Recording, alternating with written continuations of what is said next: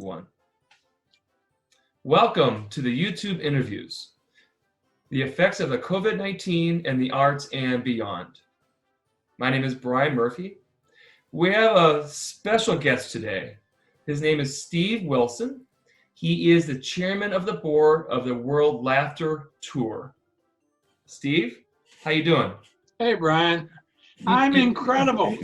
I love that. So, this is a special edition of this interview because we need laughter. We need humor. We want to feel good. So, talk to me a little bit more about your organization, the World Laughter Tour. Talk to me about what that is. It's a clearinghouse for information about the importance of humor and laughter for the human condition, for health, for happiness, for peace. Everyone's heard the saying that laughter is the best medicine. That, by the way, is a paraphrase of a line from the Old Testament. Merry heart doeth good like the medicine. Now, how did they know that 3,500 years ago when they didn't have stethoscopes and microscopes and, the scientific, but they knew there's something about a merry heart, a good heart. It's good for you.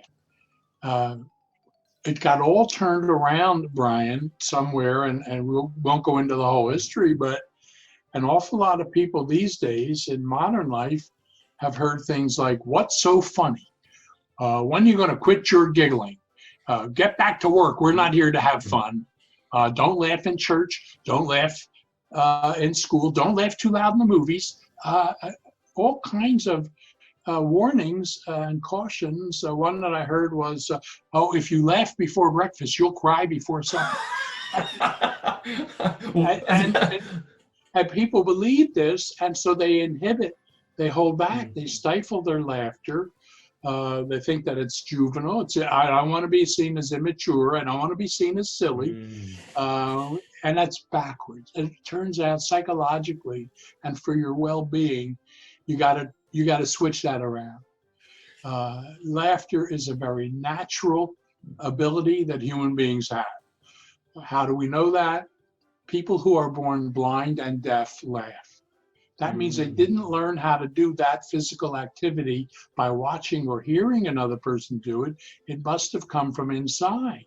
And the neuroscientists are now supporting that, saying that there is something in the neurochemistry, the chemicals that come out of our brain and our central nervous system that latch on to what, now I'm going to give you a special term, true mirthful laughter.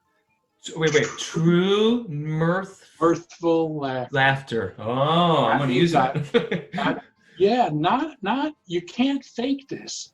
You can't go ha ha ha ha ha any more than you could cry. You can act it, but it's not really bringing the emotions which are stimulated by chemicals in the bloodstream coming from different organs, especially the brain.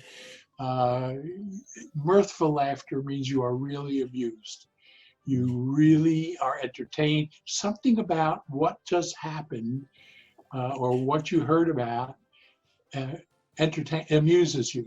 And then you're in a state of mirth. That's an emotional condition.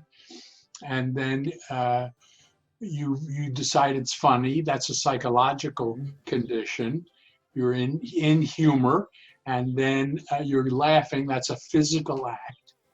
And when the laughter is stimulated by true humor, you are on the road to preventing burnout and to making every system in your body perform in a healthy way, and to have the chemicals of positive emotions going all through your body to every organ.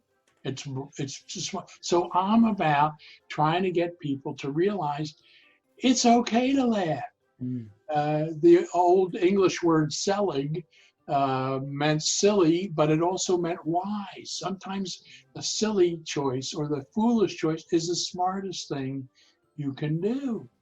And there's Steve Allen, famous comedian, said, "There's nothing quite as funny as the unintended humor of reality." We're funny. We're We imperfect. are- we We're are. trying to do things that are serious, and then in the midst of it, we make a mistake. It's a little thing, and then you see that, and instead of getting upset and say, "Oh, well, that was a mistake," we cannot, you say, "Oh, that's a funny thing. It's funny." So, And Steve,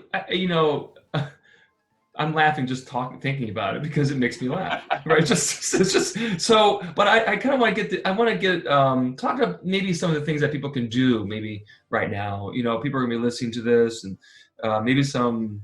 Is there some like tools you can do throughout the yes, day? absolutely. Let's talk about some of those things.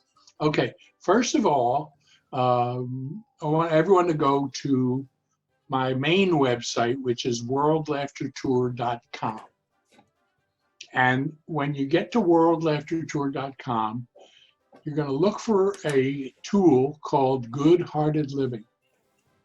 Good Hearted Living helps you to cultivate, to develop, to incorporate, to embrace 6 attitudes, 6 ways of looking at things.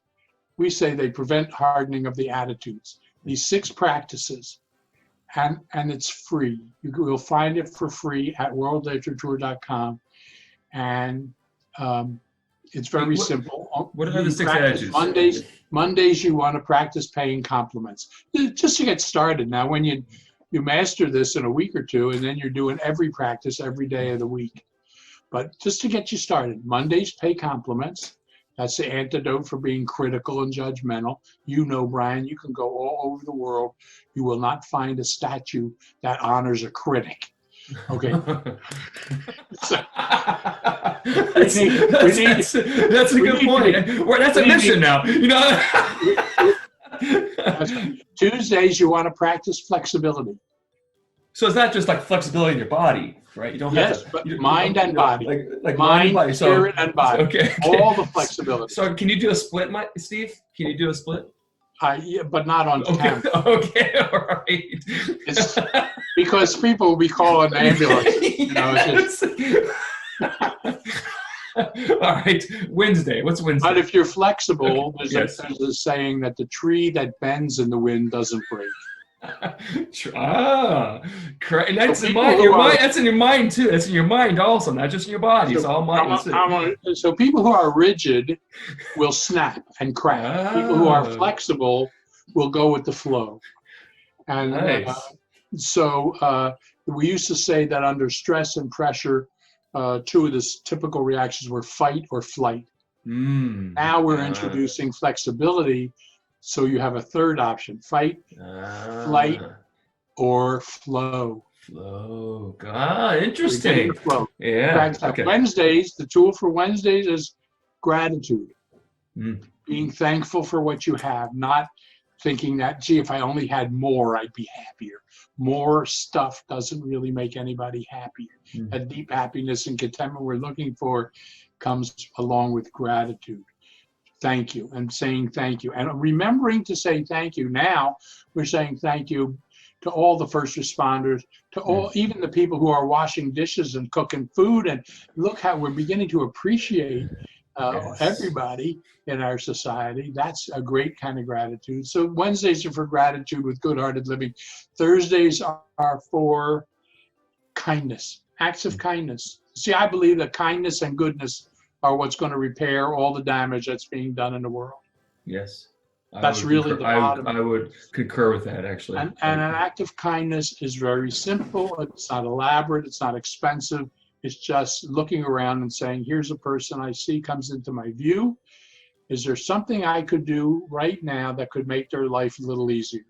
Hold the door open, carry a package, give them, maybe pay a compliment. That could be a kind thing to do. Fridays in Good-Hearted Living are for forgiveness. The psychological act of forgiveness means you have found a way to look at something or someone that hurt you very badly, could be very bad, and even in a small way, you can release some of your anger. That guy was a jerk. Oh, now I know that. Maybe I can let it go. I don't have to approve of what he did. It's not okay. You can't do that to me, but I'm not going to carry around bitterness. that just hurts me. I'm going to let go of that.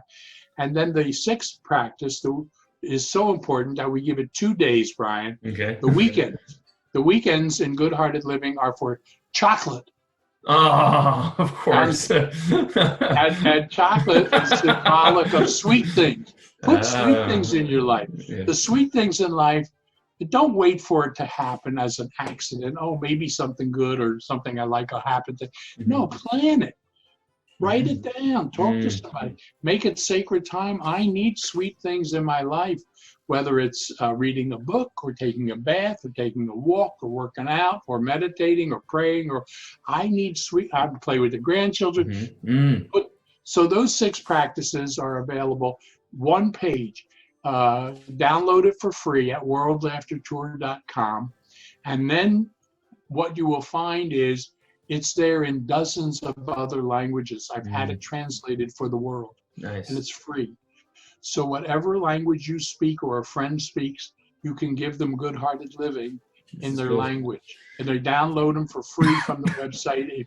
If you don't see the language that you would want to have, get in touch with me through the website. I have many other translations that we haven't even put up. Danish, Finnish, French, Greek, Swahili, Hebrew, Chinese, Korean. The world can all begin to practice good-hearted living. Wouldn't that be a nice world to live in? Yes, Steve, I think this is so pertinent right now. Complimenting people, being flexible, having gratitude, kindness, forgiveness, being sweet.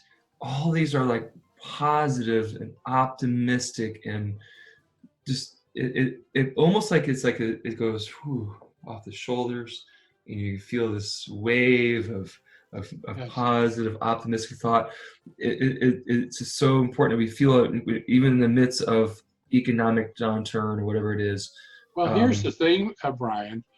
What we have found in tens of thousands of experiences with this method or these practices is the more you incorporate these as part of your life, the more you're going to laugh, the more you're open to the laughter that comes from humor.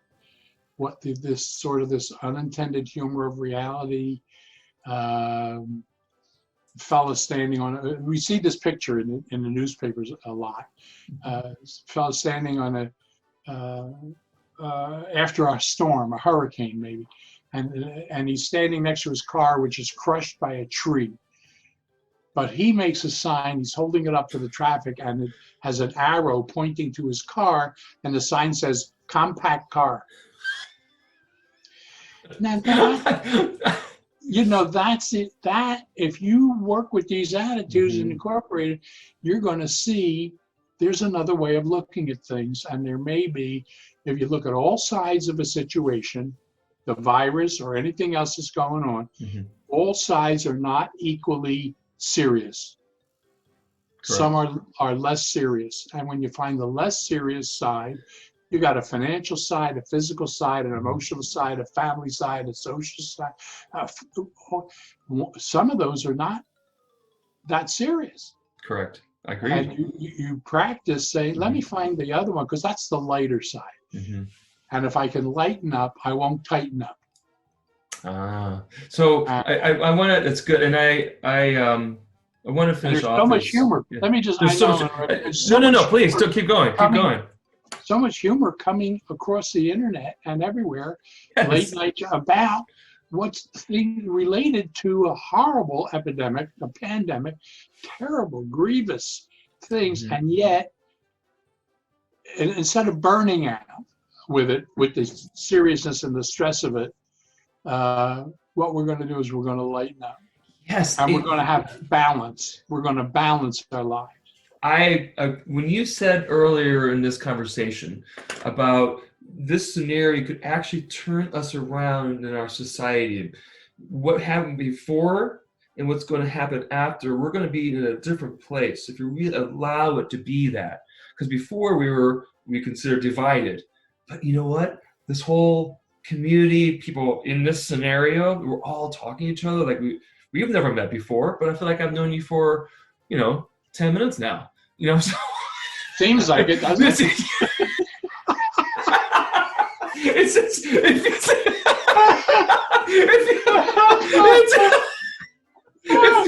it feels like we've known each other for 12 minutes, and it feels like forever. So the whole When idea, when you connect, in yes, mirthful laughter, and we share certain values, we have been connected since the beginning of time, Ryan. it's fantastic. And so I want to get into your foundation, your Laughter, Arts, and Science Foundation.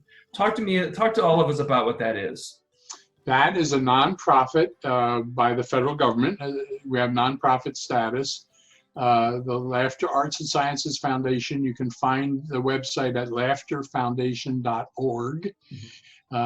We raise money in support of projects where people are creating, and there are dozens of people. We want to put them in the spotlight. They're doing such good things. The intersection of laughter, art, and science. And when those three things come together, beautiful things happen. People bring wonderful healing projects and activities to the world in small groups, maybe. And we accept nominations. If you know a website or a person who's doing something like what you're doing, that's bringing somehow art and science and laughter and showing the importance of these things to people in their lives, then we will endorse that project, give it a spotlight, put it on the website, and make a difference. If we have to, one person at a time, that's okay. That's a Laughter Foundation. I will make sure I'll put that in the description and make sure I put the website in there. And my last question, I wrote this down right at the beginning of this whole conversation, was how long have you been doing this? How long have you been doing this laughter stuff?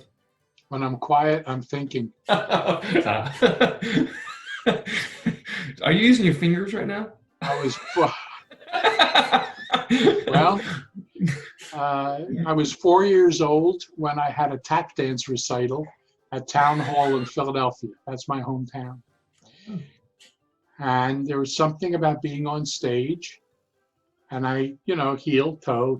I mean, it was, I was a waiter. I was carrying a tray. I was dressed with an apron and anyway, 4 years old, something about being on stage. And then all through my life, I found I had a knack for entertaining. I've been a magician, a folk singer, an actor.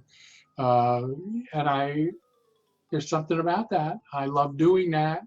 Comes easily to me. So in one sense, there's a thread that runs all through my life, and I encourage people, I teach how you can discover the purpose of your life, because your happiness depends on fulfilling your purpose. And if you don't know what it is, you're going to be, random. And some days you're going to wake up, you're going to be very upset, and you're going to say, where am I going? And I'm confused. But you have a purpose, been with you all your life. And I want to help people find that. And then I got involved with therapeutic humor, the therapeutics. I'm a psychologist. I treat people with stress-related illnesses. I treat family. I worked in prisons, delinquency, crime, all the bad things that can happen to people, difficulties we can have.